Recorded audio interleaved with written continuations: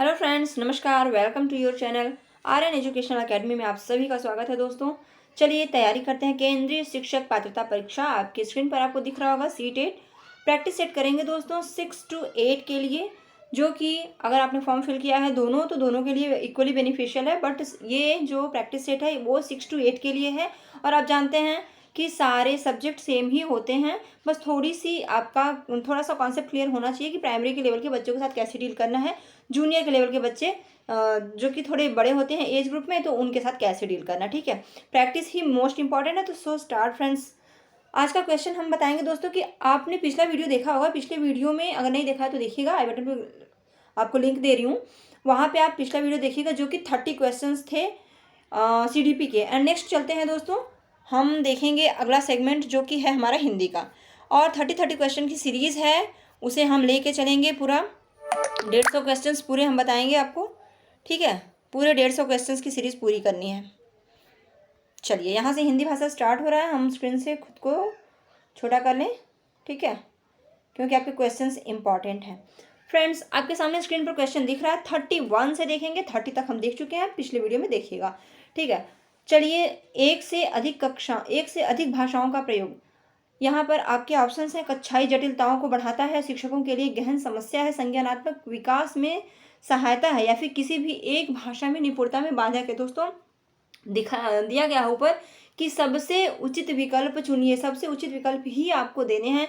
देखिए, एक से अधिक भाषाओं का प्रयोग करते हैं। कहते हैं बहुभाषी कक्षा कैसी होती है, तो बहुभाषी कक्षा जो होती है आपके नॉलेज को इंक्रीज ही करती है। बहुत कुछ सुनने देखने को मिलता है, तो उससे बच्चे बहुत ज़्यादा सीखते हैं।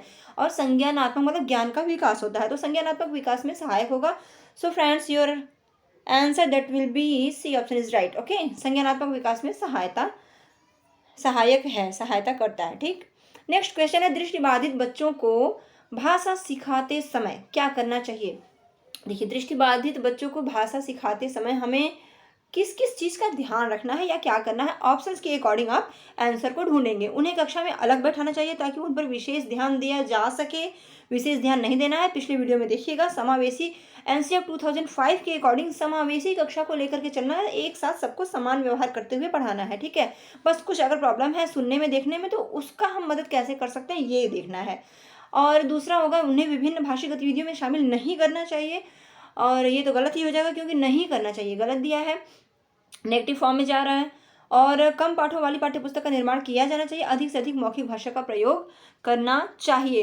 तो दोस्तों 32 का आंसर जो हो जाएगा अधिक से अधिक मौखिक भाषा। देखिए, दृष्टिबाधित हैं बच्चे, दृष्टिबाधित का मतलब बच्चे देखने में अक्षम है। ठीक है, बच्चे देख नहीं पा रहे हैं तो क्या करेंगे, ज़्यादा से ज़्यादा बोल करके ओरल आप समझाएंगे। बच्चे जितना सुनेंगे उतना ज़्यादा सीखेंगे जो बच्चे दृष्टिबाधित हैं। ठीक है, तो आपका यहाँ पर हो जाएगा डी ऑप्शन राइट हो जाएगा। सबसे ज़्यादा बेस्ट आपका हो जाएगा डी ऑप्शन। ठीक है, अधिक से अधिक मौखिक भाषा का प्रयोग करना चाहिए। नेक्स्ट क्वेश्चन आपका है, प्राथमिक स्तर पर भाषा की पाठ्य पुस्तकों में किस तरह की रचनाओं को स्थान दिया जाना चाहिए। प्राथमिक स्तर पर भाषा की पाठ्य पुस्तकों में क्या होना चाहिए, विदेशी साहित्य की रचनाएं होनी चाहिए, या ऐसी रचनाएं जो बच्चों के परिवेश से जुड़ी हो और उसमें भाषा की अलग अलग छटाएं हो। बिल्कुल यही आंसर आपका राइट हो जाएगा। देख लेते हैं दोनों क्वेश्चन, क्या इससे बेहतर कुछ है। जो प्रत्यक्ष रूप से मूल्यों पर आधारित हो और केवल कहानियाँ अथवा कविताएं। दोस्तों केवल वर्ड जहाँ भी मिल जाए, मात्र मिल जाए, सिर्फ मिल जाए, वो सब नेगेटिविटी की तरफ ले जाते हैं, तो आपका नहीं होगा ये डी ऑप्शन। तो कभी नहीं होगा कि केवल सिर्फ इतने से कुछ नहीं होगा। देखिए, आपका राइट आंसर बी हो जाएगा। इसमें क्या है, ऐसी रचनाएं जो परिवेश से जुड़ी हों। सबसे इंपॉर्टेंट तो ये है, परिवेश से जुड़ी हों, वो आसपास जो कुछ भी देखता है उससे अटैच हो, बच्चा उसे समझ पाएगा आसानी से, और जिसमें भाषा की अलग अलग छटाएं हों।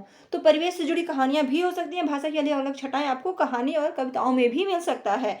तो एक ही जैसे अगर दो ऑप्शन लगे, केवल न लिखा हो तो आप जा सकते थे कहानी और कविताओं पर, लेकिन केवल उसमें नहीं लिखना चाहिए। सिर्फ और सिर्फ कहानी कविताओं से नहीं होगा कुछ, तो सबसे बेस्ट हो जाएगा आपका बी ऑप्शन राइट। अगला क्वेश्चन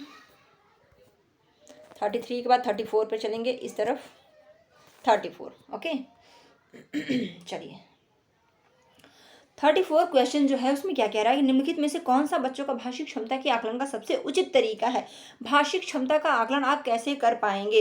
बादल, आसमान, चिड़िया, बच्चे आदि संज्ञा शब्द वालों का प्रयोग करते हुए कहानी लिखिए कहेंगे। परिभाषा को पूरा कीजिए कहेंगे, संज्ञा को परिभाषित कीजिए कहेंगे, 2 शब्दों के उदाहरण दीजिए। दोस्तों देखिए, समझेंगे किस तरीके से कि आप कौन सा आंसर सही हो सकता है। देखिए, अगर आपका फर्स्ट अटेम्प्ट है तो समझने की कला को विकसित कीजिए, उसको मतलब प्रैक्टिस के थ्रू तो आप जानेंगे ही आंसर क्या है, लेकिन उस क्वेश्चन के 4 ऑप्शन को हम कैसे सही समझें। देखिए, संज्ञा की परिभाषा को पूरा कीजिए। बच्चों की भाषिक क्षमता आपको जानना है तो क्या संज्ञा की परिभाषा अगर बच्चा रट लेता है या रटा दिया जाता है किसी तरीके से, तो वो भाषिक क्षमता के लिए क्या मतलब सफिशिएंट है, जान जाएंगे आप। परिभाषाएं जहाँ भी आती है ना, वो बहुत ही संकुचित आंसर होता है। परिभाषाएं कोई बहुत मायने नहीं रखती। हाँ, उस परिभाषा को, उसमें जो कुछ भी दिया, क्या वो बच्चा समझ रहा है, क्या वो बच्चा यूज कर पा रहा है कहीं, ये देखना है। संज्ञा को परिभाषित कीजिए, ये भी गलत हो गया आपका, ये दोनों तो नहीं होंगे, 2 तो आप इजीली कट कर दिए। संज्ञा शब्दों के 2 उदाहरण दीजिए, बस सिर्फ और सिर्फ 2 ही उदाहरण से क्या आप भाषिक क्षमता का आकलन कर लेंगे, तो ये भी बहुत ही संकुचित उत्तर है। So your answer that will be first option, बादल, आसमान, चिड़िया, बच्चे, ये सब कहने से संज्ञा में आपका जो सभी आ जाएगा, ठीक है, व्यक्तिवाचक, जातिवाचक, भाववाचक, ये सभी आ जाएंगे उसमें। तो आपका फर्स्ट ऑप्शन ही राइट हो जाएगा और सबसे ज़्यादा भाषिक क्षमता इसी से आप आकलन कर पाएंगे। बच्चों की मौखिक अभिव्यक्ति का विकास करने के लिए सबसे कम प्रभावी तरीका कौन सा होगा। दोस्तों, मैं जब क्वेश्चन करती हूँ तो क्वेश्चन में जो कुछ भी खास चीज़ होती है उस पर मैं फोकस करती हूँ, जैसे मतलब प्रेशर डाल के कहती हूँ, जैसे कम प्रभावी तरीका। कम प्रभावी तरीका का मतलब ये हो गया नेगेटिविटी लिए हुए ये क्वेश्चन है, ठीक है।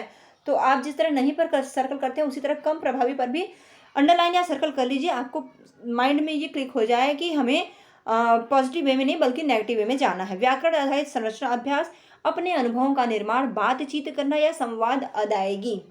देखिए, मौखिक अभिव्यक्ति की बात की जा रही है, मौखिक अभिव्यक्ति संवाद अदायगी से होती है, बिल्कुल ये भी होगा। हाँ, बातचीत से भी मौखिक अभिव्यक्ति होगी, ठीक है। अपने अनुभवों का वर्णन कैसे करेंगे, बोलेंगे तभी तो करेंगे। हमारा क्या अनुभव रहा किसी भी चीज़ को देखकर, किसी भी चीज़ के प्रति क्या अनुभव रहा, वो आप बोलेंगे तभी तो व्यक्त करेंगे। तो ये सभी सही है। अगर ये सभी सही है तो पूछा कौन सा सबसे कम प्रभावी है, तो ये सभी नहीं होंगे। आपका राइट आंसर फर्स्ट हो जाएगा, व्याकरण आधारित संरचना अभ्यास। ये मौखिक अभिव्यक्ति नहीं है, ये व्याकरण है, ठीक है। तो व्याकरण आपका हो जाएगा सबसे कम प्रभावी। बात हो रही है मौखिक अभिव्यक्ति की, ध्यान दीजिएगा। नेक्स्ट क्वेश्चन है, निम्नलिखित में से कौन सा द्वितीय भाषा शिक्षण का उद्देश्य नहीं है। क्वेश्चन की form again negative. So friends, circle या अंडरलाइन जरूर कर लें, ठीक है। अब द्वितीय भाषा शिक्षण का उद्देश्य नहीं है। देखिए, प्रथम भाषा जो होती है और द्वितीय भाषा होती है, तो उसमें कौन सा उद्देश्य नहीं होगा ये कह रहा है। तो विभिन्न क्षेत्रों स्थितियों में हिंदी की विभिन्न प्रयुक्तियों को समझने की योग्यता का विकास, ये तो है। हिंदी के व्याकरणिक नियमों को कंठस्थ करना, रट कर याद कर लेना या याद कर लेना, ये सारी चीज़ें नेगेटिविटी लिए हुए होती हैं। क्वेश्चन की फॉर्म भी नेगेटिव है, तो यहाँ पर भी नेगेटिव वर्ड आपको मिल गया, तो आपका राइट आंसर तो यहीं पे हो गया, ठीक है। और दैनिक जीवन में हिंदी को समझने बोलने की क्षमता का विकास पॉजिटिव वे में है, और बोलने की क्षमता के अनुरूप लिखने की क्षमता ये भी पॉजिटिव वे में है। So your answer that will be B option is right. Next question को देखेंगे, भाषा सीखने के लिए कौन सा कारक सर्वाधिक महत्वपूर्ण है। कौन सा कारक सबसे ज़्यादा महत्वपूर्ण है ये देखना है। सर्वाधिक का मतलब ये हो गया कि आपको कुछ ऐसे ऑप्शंस मिलेंगे जो कि महत्वपूर्ण होंगे, बट आपको सर्वाधिक सबसे ज़्यादा ध्यान देना है। भाषा के व्याकरणिक नियम, पाठ पर आधारित प्रश्नोत्तर, भाषा की पाठ्य पुस्तक, समृद्ध भाषिक वातावरण। सी-टेट की बात करें दोस्तों, तो इन्वायरमेंट को लेकर के जितनी बातें आए, बाल केंद्रित शिक्षा को लेकर जितनी बातें आए, समावेशी कक्षा को लेकर की जो बातें आए, उन सबको एक्सेप्ट करता है, ठीक है। सी-टेट में क्वेश्चन ज़्यादातर इसी फॉर्म में आते हैं। तो समृद्ध भाषिक वातावरण, ठीक, ये आपका राइट ऑप्शन हो जाएगा। कौन सा कारक सर्वाधिक की बात करें तो देखिए, व्याकरणिक नियम, प्रश्नोत्तर, पाठ्यपुस्तक, ये सभी चीज़ें हैं, बट उतना ज़्यादा इनको इंपॉर्टेंस नहीं दिया जा सकता जितना कि समृद्ध भाषिक वातावरण से बच्चे सीखते हैं, ठीक है। भाषा सीखने की ही बात की जा रही है, तो राइट आंसर आपका डी ऑप्शन होगा। नेक्स्ट क्वेश्चन है 38 क्वेश्चन। हिंदी भाषा का मूल्यांकन करते समय आप सबसे ज़्यादा किसे महत्व देंगे। वही चीज़ है, सबसे ज़्यादा किसे महत्व देंगे। अगर आप हिंदी लैंग्वेज को सीख रहे हैं तो इसका मूल्यांकन करें। हिंदी भाषा का मूल्यांकन करते समय, सीखते समय नहीं बल्कि मूल्यांकन करते समय क्या करेंगे, सबसे ज़्यादा सीखने की क्षमता का आकलन करेंगे, या काव्य सौंदर्य का, निबंध लिखने की योग्यता का, या व्याकरणिक नियमों का। तो दोस्तों 38 के लिए अगर कहें तो आपका 38 का फर्स्ट ही होगा, सीखने की क्षमता का आकलन। मतलब काव्य सौंदर्य, निबंध लेखन, व्याकरणिक नियम, ये सारा कुछ आपने कितना सीखा है, किस तरीके से सीखा है, ये सारा कुछ सीखने की क्षमता में आ जाता है। तो आप किसी ऐसे ऑप्शन पे जाएंगे ना जो सबसे बेस्ट हो, सबसे ज़्यादा इंपॉर्टेंस कहाँ है, तो सबसे ज़्यादा आपका फर्स्ट ऑप्शन ही हो जाएगा, सीखने की क्षमता का आप आकलन। हिंदी भाषा का मूल्यांकन करते समय पहले ये करेंगे कि सीखने की जो बच्चे की क्षमता है उसका आकलन करेंगे कि बच्चा कैसे कैच कर रहा है कोई चीज़, किस तरीके से उसको व्यक्त कर पा रहा है, क्या उसको इन सभी टॉपिक्स के बारे में क्या जानकारी है। ठीक है, तो आपका ये फर्स्ट सही हो गया। बहुभाषी कक्षा में आप किसे सबसे कम महत्व देंगे? बहुभाषी कक्षा में सबसे कम, क्वेश्चन की फॉर्म अगेन नेगेटिव, क्योंकि ये कम वर्ड जो है नेगेटिविटी के लिए की तरफ इंडिकेट करता है। ठीक है, तो विभिन्न प्रकार का बाल साहित्य सबसे कम, कक्षा में विभिन्न प्रकार की सामग्री, और कक्षा में बहुभाषिक और बहुसांस्कृतिक संदर्भों के प्रति संवेदनशीलता।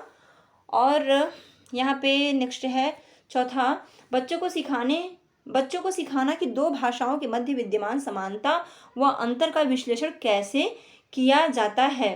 तो दोस्तों यहाँ 39 के लिए सबसे कम महत्वपूर्ण यही होगा कि देखिए, बहुभाषिकता बाल साहित्य के साथ साथ दिया है विभिन्न प्रकार की, तो बहुभाषिकता उसमें भी आ गई। कक्षा में विभिन्न प्रकार की सामग्री में भी बहुभाषिकता आ गया, कि कक्षा के बहुभाषिक सांस्कृतिक संदर्भों में भी आ गया संवेदनशील। अगर संवेदनशीलता दिखाई जा रही तो बच्चों को सिखाना कि दो भाषाओं के मध्य विद्यमान समानता व अंतर का विश्लेषण कैसे किया जा सकता है, सबसे कम महत्वपूर्ण की बात करें तो यही हो जाएगा आपका डी ऑप्शन राइट हो जाएगा दोस्तों। सबसे कम यही है, बाकी सारी चीज़ें इंपॉर्टेंस है, अगर ये भी इंपॉर्टेंस है बट कम इंपॉर्टेंस की बात करें तो चारों में सबसे कम इंपॉर्टेंस इसी को आप देंगे। नेक्स्ट क्वेश्चन 40 क्वेश्चन आपकी स्क्रीन पर है। भाषा की पाठ्य पुस्तक का निर्माण करते समय सबसे कम महत्वपूर्ण बिंदु है। अब भाषा की पाठ्य पुस्तक का अगर निर्माण करना है, हिंदी लैंग्वेज की एक बुक का आपको निर्माण करना है, तो उसमें सबसे कम इम्पोर्टेंस आप किसको देंगे? क्या अभ्यासों में विविधता जो होती है उसमें कमी करेंगे, पाठों की संख्या में कमी करेंगे, विषय वस्तु में जो डिफरेंसेस होते हैं, अलग अलग तरीके का विषय वस्तु होता है उसमें करेंगे, या भाषा की विभिन्न छटाओं का में कमी करेंगे? सबसे कम महत्वपूर्ण यहाँ क्या है? निर्माण करते समय आप क्या करेंगे? दोस्तों निर्माण करते समय देखिए, बहुत ज़्यादा पाठ होने इम्पॉर्टेंट नहीं है, बहुत ज़्यादा पाठ होकर के ही क्या होगा, जो सारे पाठ एक जैसे ही होंगे। अभ्यासों में वैविध्यता भी होनी चाहिए, अलग अलग तरीके की प्रैक्टिस होनी चाहिए, उसमें हर पाठ में कुछ ऐसा हो जिससे बच्चे कुछ नया सीखें।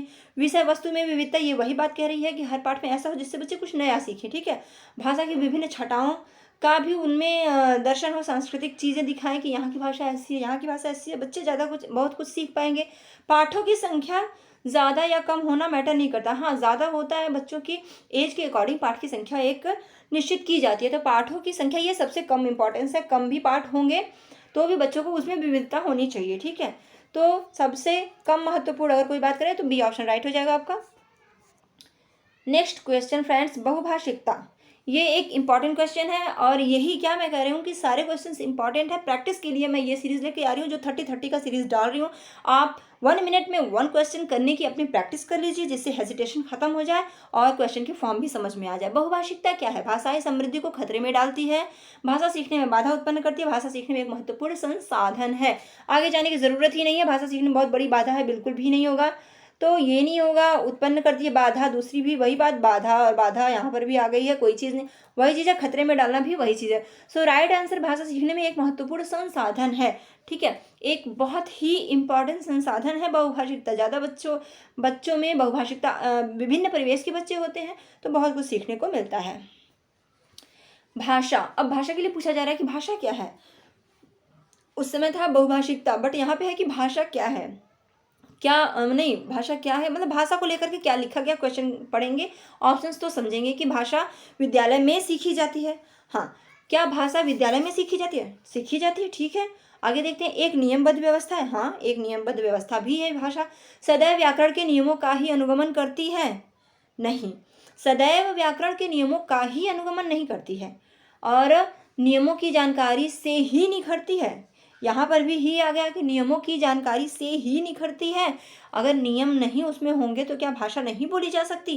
तो दोस्तों यहाँ पर आपको दिख रहा है एक कीवर्ड जो बहुत ही छोटा सा है, ध्यान नहीं देते हैं लोग। तो यहाँ पे मोस्ट इम्पॉर्टेंट कीवर्ड है दोस्तों, ये बात मैं जो बता रही हूँ नोट कर लीजिए आप लोग, कि देखिए छोटे छोटे शब्द, छोटी छोटी चीज़ें गलती हो जाती हैं हमसे, जिससे कि 1 नंबर कम हो जाता है। तो यहाँ छोटी सी चीज़ क्या है, यहाँ ये शब्द है आपका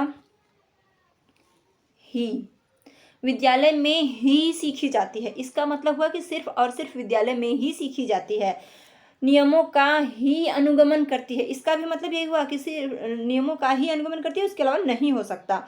एंड थर्ड डी ऑप्शन में भी है, जानकारी से ही निखरती है। तो ये ही शब्द जो है ना बहुत ज़्यादा उसको संकुचित कर दे रहा है, ये बता रहा है कि सिर्फ और सिर्फ इसी से हो सकती है, नहीं तो नहीं हो सकती। बट ऐसा नहीं है। तो भाषा क्या है, सबसे बड़ी बात और सबसे सही ऑप्शन आपका ये हो जाएगा बी ऑप्शन, एक नियमबद्ध व्यवस्था है भाषा। अब देखिए कोई भी भाषा है, मान लीजिए कुछ भी कहें कि जैसे जैसे जैसे आप कुछ भी कह सकते हैं कि बच्चे विद्यालय आते हैं, ठीक है। तो क्या आप कह सकते हैं आते हैं विद्यालय बच्चे, अटपटा सा लग रहा है ना कि विद्यालय हैं आते बच्चे, ये सब भी अटपटा सा लग रहा है। तो एक नियमबद्ध व्यवस्था है, और बाकी चीज़ों में व्याकरण को भी ले लीजिए, सब चीज़ में ले लीजिए, नियम के अकॉर्डिंग चलती है, लेकिन नियम के अकॉर्डिंग ही चलती है ये नहीं कहेंगे, ठीक है। तो ये ही शब्द जो है ना उसको नेगेटिविटी में लेके जा रहा है, और तीनों में है तो एक वो ऑप्शन चूज करेंगे ना जो बिल्कुल इस चीज़ से अलग है, एक नियमबद्ध व्यवस्था है। सबसे राइट ऑप्शन आपका बी हुआ। आई होप दोस्तों मेरे समझाने के तरीके से आप समझ पा रहे होंगे, आप पसंद कर रहे होंगे मेरा ये सब वीडियोस। अगर पसंद कर रहे हैं, अच्छा लग रहा है, तो प्लीज़ अपने दोस्तों में ज़्यादा से ज़्यादा लोगों को शेयर कर दीजिए, लाइक कर दीजिए और प्रैक्टिस करते रहिए। बच्चे विद्यालय आने से पहले क्या करते हैं, अपनी भाषा की नियमबद्ध व्यवस्था की व्याकरणिक कुशलता के साथ आते हैं, या फिर बच्चे कोरी स्लेट होते हैं, या भाषा का समुचित उपयोग करने में समर्थ नहीं होते, या भाषा के चारों कौशलों पर पूर्ण अधिकार रखते हैं। देखिए चारों कौशलों पर पूर्ण अधिकार तो नहीं रखते, और ना ही बच्चे कोरी स्लेट होते हैं। बच्चे नियमबद्ध व्यवस्था की व्यवहारिक कुशलता के साथ आते हैं, मतलब बच्चों को विद्यालय आने से पहले कुछ तो नॉलेज होता ही है जो जिसे कि वो लेकर के आते हैं, ठीक है। तो 43 का आपका फर्स्ट ही सही हो जाएगा, यहाँ पे 43 का फर्स्ट ऑप्शन राइट हो जाएगा। भाषा अर्जन और भाषा अधिगम के संदर्भ में कौन सा कथन सही नहीं है, क्वेश्चन की फॉर्म अगेन नेगेटिव, तो कौन सा कथन सही नहीं है, ठीक है ये। तो भाषा अर्जन में विभिन्न संकल्पनाएं मातृभाषा में बनती हैं, हाँ ठीक है। और भाषा अधिगम प्रयासपूर्ण होता है, भाषा अर्जन सहज और स्वाभाविक होता है, जबकि भाषा अधिगम प्रयासपूर्ण होता है, ठीक है। और अगला हो जाएगा सांस्कृतिक विभिन्नता भाषा अर्जन और भाषा अधिगम को प्रभावित करने वाला महत्वपूर्ण कारक है। दोस्तों भाषा अर्जन और भाषा अधिगम में अंतर क्या है इसे समझिएगा। भाषा अर्जन वो होता है जो कि हम मतलब एक्सेप्ट करते हैं कहीं और से किसी प्रयास के द्वारा, मतलब भाषा अर्जन प्रयास पूर्ण होता है। अधिगम जो है वो हम सीखते हैं, सीखना क्या है, जीवन पर्यंत चलने वाली प्रक्रिया है। तो जब सीखना जीवन पर्यंत चलने वाली प्रक्रिया है, मतलब कि शुरू से ही हम जब पैदा होते हैं तब से ही हम कुछ ना कुछ अपनी भाषा को सीखने लगते हैं। विद्यालय आते हैं तो कुछ अपनी भाषा का परिवेश की भाषाओं को लेकर के आते हैं। तो अधिगम वो है जो कि हम मतलब अपने इन्वायरमेंट से, अपने आसपास से बिना किसी प्रयास के लोगों का सुन करके सीख लेते हैं। और अर्जन वो है जो कि हम विद्यालय में जा कर के, या फिर जैसे हम अदर लैंग्वेज को ले लीजिए, या फिर कुछ और एक्स्ट्रा हम सीखना चाहें, कोई अदर स्किल्स ले लीजिए, वो सब क्या है, अर्जन है, हम अर्जित कर रहे हैं। हमारे पास जो है उसके अलावा हम और क्या क्या अर्जित कर रहे हैं, तो वो अर्जन होता है। और अधिगम क्या है, जो हम अपने इन्वायरमेंट से, आसपास से, चलते फिरते कहीं भी अपने जीवन से, अपने लाइफ से सीखते रहते हैं, हमेशा सीखते रहते हैं, तो वो होता है अधिगम और अर्जन। अब आप अधिगम और अर्जन में डिफरेंस समझने के बाद, अंतर समझने के बाद इजीली आप ये क्वेश्चन कर पाओगे। तो क्या है अधिगम और क्या है अर्जन, आई होप आप समझ पाए होंगे। तो यहाँ क्या होगा, देखिए भाषा अधिगम प्रयासपूर्ण है, जबकि अर्जन के लिए आपको कहीं ना कहीं जाना होता है, प्रयास करना होता है। आप देखिए बोलना आता है आपको, सब कुछ करना आता है आपको, लेकिन सीटेट क्वालिफाई करने के लिए क्या करेंगे, चाहे ऑनलाइन क्लास का सहारा लेंगे, यूट्यूब का सहारा लेंगे, फ़ोन्स का सहारा लेंगे, या फिर आप कहीं क्लासेस ज्वाइन करेंगे। ऐसे ही आपको फ्लुएंट इंग्लिश सीखनी है तो आप कहीं जाएंगे, कोई अदर लैंग्वेज सीखनी है तो आप कहीं अदर कंट्री में जाएंगे, प्रयास करेंगे ना। तो भाषा अधिगम प्रयासपूर्ण नहीं, बल्कि अर्जन, कुछ एक्स्ट्रा हमको अर्जित करना है, वो प्रयासपूर्ण होता है। तो नहीं पूछा गया है, तो राइट आंसर आपका हो जाएगा यहाँ पे बी ऑप्शन, भाषा अधिगम प्रयासपूर्ण है, जबकि भाषा अधिगम हम इजिली सीख लेते हैं, अर्जन के लिए प्रयास करना होता है। आई होप आप समझ पाए होंगे। नेक्स्ट क्वेश्चन, मंदिरा पहली कक्षा में पढ़ती है और वह मुझे आम बहुत अच्छा लगता है, मैं थक गई आदि वाक्यों का प्रयोग करती है। तो मंदिरा क्या, देखिए यहाँ पर भी वही चीज़ दिया गया है जो कि मैं आपको एक बार बता चुकी हूँ। तो ज़्यादा समय ना लेते हुए आपको बता दूँ कि यहाँ पर भी ही की वर्ड का यूज़ किया गया है, देखिए, तो राइट आंसर आपका हो जाएगा ये, लिंग वचन क्रिया आदि की दृष्टि से सर्वनाम का प्रयोग करना जानती है। ठीक है, चलिए दोस्तों यहाँ पर हिंदी में आपको बता दूं कि पैसेज और स्टेंजा कुछ होता है जो कि कविता को लेकर के और हिंदी की कहानी को लेकर के आता है। तो इस कविता को पढ़िए, ठीक, और उसके बाद चलिए इससे जुड़ा आंसर क्वेश्चन करते हैं। ठीक है, आई होप आपने पढ़ लिया होगा, स्क्रीनशॉट ले लीजिए, पढ़ लीजिएगा। ठीक, चलिए आगे बढ़ते हैं, क्वेश्चंस को देखते हैं। ये भी कविता ही है, उसी में मुश्किल से मिलता है जीवन, हम सब इसे बनाएं चंदन, पर्यावरण सुरक्षित ना हो तो है सब बेकार, हरा भरा हो जीवन अपना, स्वस्थ रहे संसार। पूरी कविता आपने पढ़ी होगी, इस 4 लाइन से ही समझ में आता है कि पर्यावरण को लेकर के ये कविता है, प्रकृति को लेकर के कविता है। तो चलिए क्वेश्चन के आंसर देखते हैं, क्वेश्चंस करते हैं। हरा भरा जीवन का अर्थ क्या है? पेड़ पौधों से घिरा जीवन, हरे रंगों से भरा जीवन, हरियाली युक्त जीवन या खुशियों से परिपूर्ण जीवन। देखिए सभी ऑप्शंस में पेड़ पौधे हरियाली की बात की गई है, बट एक ऑप्शन सबसे अलग है, हटकर है, जहाँ की खुशहाली से परिपूर्ण जीवन कहा गया है। तो भाव पर अगर जाएं कविता के, तो आपका राइट आंसर यहाँ पे डी ऑप्शन हो जाएगा, खुशहाली मतलब खुशियों से परिपूर्ण जीवन। ठीक है, खुशियों से परिपूर्ण जीवन यहाँ पे इंडिकेट कर रहा है। हरा भरा जीवन का मतलब क्या है? जिसमें कि चारों तरफ खुशियाँ हो, कोई प्रॉब्लम ना हो। ठीक है, तो डी ऑप्शन राइट हो जाएगा। कौन सी चीजें बाहर लेकर आती हैं? नदियों की आवाज, पहाड़ों की चोटियां, समस्त प्राकृतिक उपादान या पेड़ों की हवा। तो आप यहाँ पर देख लीजिए, देखिए यहाँ दिया गया है, ये रहा, नदियाँ, पर्वत, हवा पेड़ से आती है बाहर। ठीक है, पेड़ से आती है बाहर। तो इसी चीज़ों को देखते हुए आपको आंसर पर जाना है। यहाँ पे आपका क्वेश्चन ये रहा कि कौन सी चीज़ें बाहर लेकर आती हैं? तो पेड़ों की हवा, नदियों की आवाज़, पहाड़ों की चोटियाँ और समस्त प्राकृतिक उपादान। तो यहाँ पे दोस्तों आपका हो जाएगा समस्त प्राकृतिक उपादान, मतलब क्या क्या, नदियाँ, पेड़, ये सारा कुछ इसमें आ जाता है ना। आप अलग अलग किसी चीज़ को अगर टिक करते हैं तो राइट आंसर नहीं होगा, जबकि इन तीनों को देखिए समस्त प्राकृतिक उपादान लिए हुए है, ये सी ऑप्शन आपका। तो ऐसे ऑप्शन को आप सही करेंगे, सी ऑप्शन राइट हो जाएगा। कवि ने सृष्टि का उपहार किसे कहा है? आप समझेंगे अगर अपने कविता में एक लाइन दिया हुआ है तो उसी में दिया गया है, कवि ने सृष्टि का उपहार किसे कहा है? प्राकृतिक सुंदरता और उससे उत्पन्न होने वाली खुशी ही है उपहार, सृष्टि का उपहार। ठीक है, तो दोस्तों अलग अलग चीज़ों को आंसर बनाने से बेहतर होता है कि अलग अलग चीज़ों से मिला कोई अगर एक ऑप्शन है जिसमें कि सारा कुछ दिया हुआ है, तो वो ऑप्शन बेस्ट होता है। तो सी ऑप्शन में भी वही चीज़ें हैं, वृंदलताएं, हरा भरा पौधे व डालियाँ, ये सब कुछ मिला करके हो गया प्राकृतिक सुंदरता और उससे उत्पन्न होने वाली हैप्पीनेस। ठीक है, तो ये आपका राइट आंसर हो गया।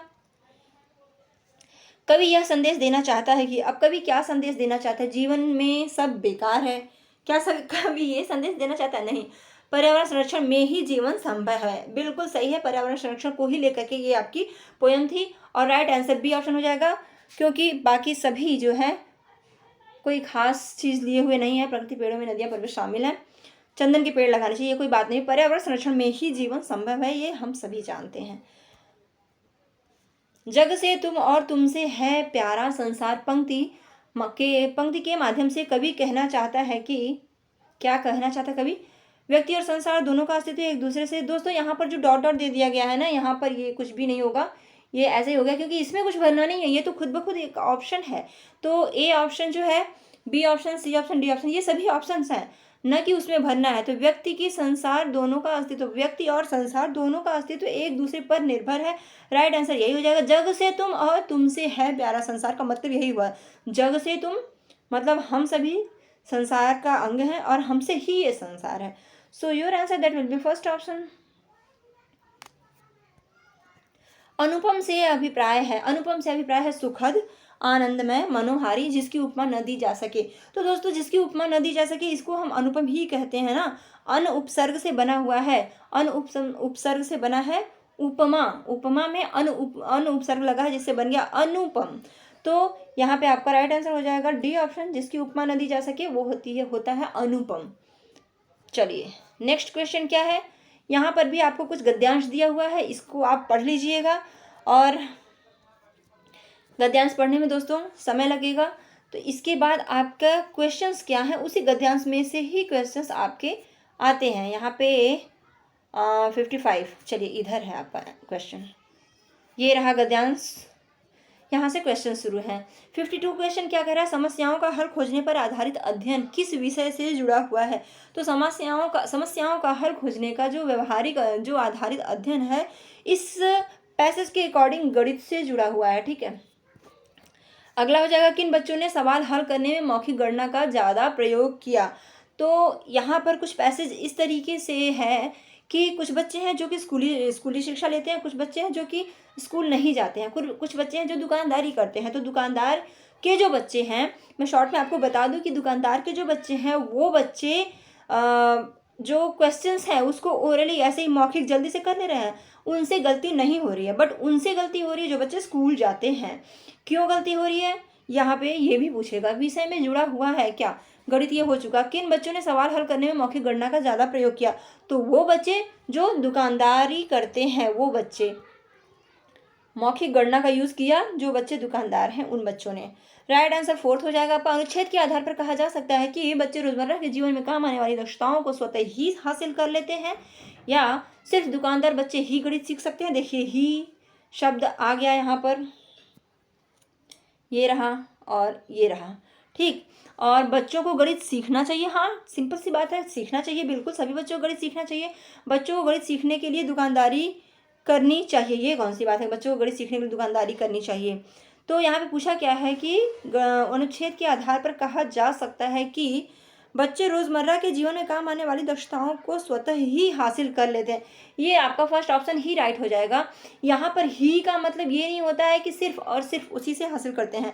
यहाँ कहने का मतलब होता है कि बच्चे रोज़मर्रा के जीवन में जो प्रॉब्लम्स आती हैं उसको सॉल्व करते समय वो कुछ चीज़ें ऐसी होती हैं जो कि वो ईजिली सीख लेते हैं, ठीक है। तो आपका राइट ऑप्शन हो जाएगा, बच्चे रोज़मर्रा के जीवन में काम आने वाली दक्षताओं को सिंपल तरीके से स्वतः खुद ब खुद करते करते बहुत सारी चीज़ें सीख लेते हैं ना। तो स्वतः ही का मतलब है खुद से ही सीख लेते हैं, ठीक है।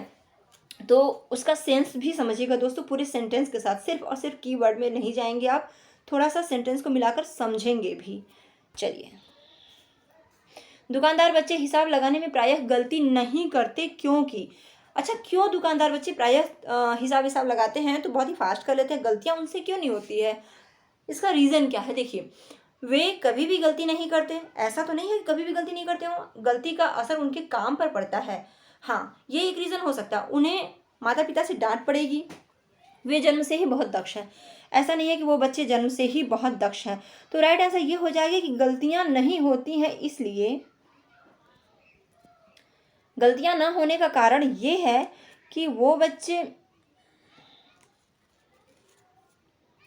गलतियां ना होने का कारण ये है कि वो बच्चे गलती अगर करेंगे तो उन्हें नुकसान होगा, और इस लॉस में प्रॉफिट और लॉस का चक्कर उन्हें झेलना पड़ेगा। तो वो गलती उनसे नहीं होती है इसलिए क्योंकि उस गलती का असर उनके काम पर पड़ता है। ये ऑप्शन आपका राइट हो जाएगा, ठीक है। चलिए नेक्स्ट क्वेश्चन दोस्तों इसमें है, जो दक्षताएं हमारे दैनिक जीवन में काम नहीं आती उनमें हमारा प्रदर्शन अक्सर कैसा होता है, अच्छा खराब अच्छा होता रहता है, संतोषजनक होता है, खराब ही होता है, या फिर अच्छा होता है। देखिए, वो दक्षताएं, वो स्किल्स जो हमारे लाइफ में यूज़ नहीं होती, हमने जो काम कभी नहीं किया है वो काम हम कभी करेंगे तो क्या होगा, वो काम कभी करेंगे तो आप आंसर लगाएंगे कि खराब होगा। नॉर्मल वे में सोचा जाए तो खराब होगा, बट कभी कभी किस्मत से कुछ चीज़ें अच्छी भी हो जाती हैं जो हमने कभी नहीं किया है। वो आप ही ने कभी देखा होगा कि आप बहुत मेहनत किए होंगे लेकिन फिर भी कुछ 1-2 नंबर से रह गए होंगे, और कुछ ऐसे भी होंगे जो कि उतना मेहनत भी नहीं करते थे, उतना सीरियसली लेते भी नहीं थे, फिर भी वो क्रैक कर गए और काफ़ी अच्छा उनका रहा। तो ये बात कुछ लक की भी होती है, इसलिए हम इसको ये कहेंगे कि खराब अच्छा होता रहता है, कभी अच्छा भी हो सकता है कभी खराब भी हो सकता है। ये नहीं कह सकते कि खराब ही होगा या अच्छा ही होगा, ठीक। तो यहाँ पर राइट आंसर फर्स्ट हो जाएगा, खराब अच्छा कुछ भी हो सकता है। अनुच्छेद के आधार पर बताइए कि सामाजिक व सांस्कृतिक परिवेश ज्ञान को क्या करता है, सीमित कर देता है, सीमित तो नहीं करेगा, बनाने में मदद भी करता है और उसे संकुचित सीमित भी कर सकता है, या बनाने में मदद करता है या संकुचित कर सकता है। देखिए, पहला ऑप्शन, तीसरा ऑप्शन और दूसरा ऑप्शन को लिया गया है बी ऑप्शन में।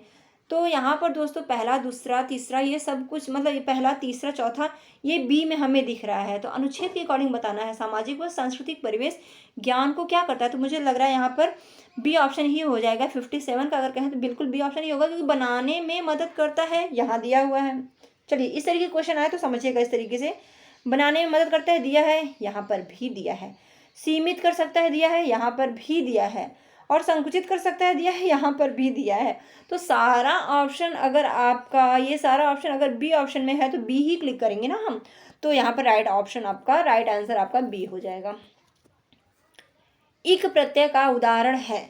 देखिए प्रत्यय क्या होता है, किसी भी उपसर्ग जो है किसी भी शब्द के आगे लगता है, प्रत्यय किसी भी शब्द के पीछे लगता है, और वो उनके हटाने पर भी उनका एक अर्थ निकलता है। जैसे संस्कृत है ना, संस्कृत में इक प्रत्यय लग गया तो सांस्कृतिक बन गया। चूंकि में नहीं होगा, सीमित में नहीं होगा, संकुचित में नहीं होगा, तो सांस्कृतिक। इक प्रत्यय का उदाहरण अगर कोई है तो वो सांस्कृतिक है। तो फर्स्ट ऑप्शन है, ग्रामर बेस्ड है। कुछ चीज़ें कुछ पैसेज से, कुछ पोएम से, कुछ ग्रामर से और कुछ अंडरस्टैंडिंग बेस्ड, ये सबका मिला करके क्वेश्चन आपको 30 क्वेश्चंस बनाए जाते हैं, जो कि मैं प्रैक्टिस करा रही हूँ। तो हमारे साथ बने रहने से, इस प्रैक्टिस सेट को करने से आप अपने फैक्ट समय में 30 मिनट में 30 क्वेश्चन करने की आदत बना पाएंगे और एक बेहतर स्कोर खड़ा करेंगे। देखिए अगला है मनगढ़ंत का अर्थ है। मनगढ़ंत का अर्थ क्या होता है? कठिन गणित, या फिर मन गढ़ंत गणित, या मन पसंद गणित, या मन ही मन हिसाब लगाना।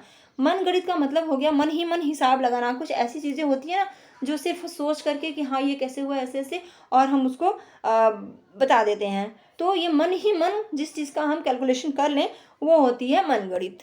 तो राइट ऑप्शन आपका 59 ये रहा। ये रहा आपका लास्ट क्वेश्चन दोस्तों। संयुक्त क्रिया का उदाहरण है। दुकान संभालते हैं, हिसाब लगाते हैं, स्कूल जाते हैं, या अध्ययन किया गया। संयुक्त क्रिया की बात करें तो यहाँ पे डी ऑप्शन आपका राइट हो जाएगा, अध्ययन किया गया। डी ऑप्शन, अध्ययन किया गया, ये संयुक्त क्रिया का उदाहरण है। तो दोस्तों आज के लिए बस इतना ही। नेक्स्ट वीडियो में हम फिर मिलेंगे। 60 क्वेश्चन में आप लोगों ने कितना किया? मेरे 60 में 60 पूरे सही थे। आपका कितना स्कोर है कमेंट के थ्रू बताइएगा ज़रूर। और प्रैक्टिस हमारे साथ करते रहिएगा, अपने दोस्तों तक शेयर कीजिएगा। फर्स्ट विजिटर हैं तो सब्सक्राइब करके बेल आइकन को प्रेस कर दीजिएगा। लाइक डिसलाइक आपके ऊपर है।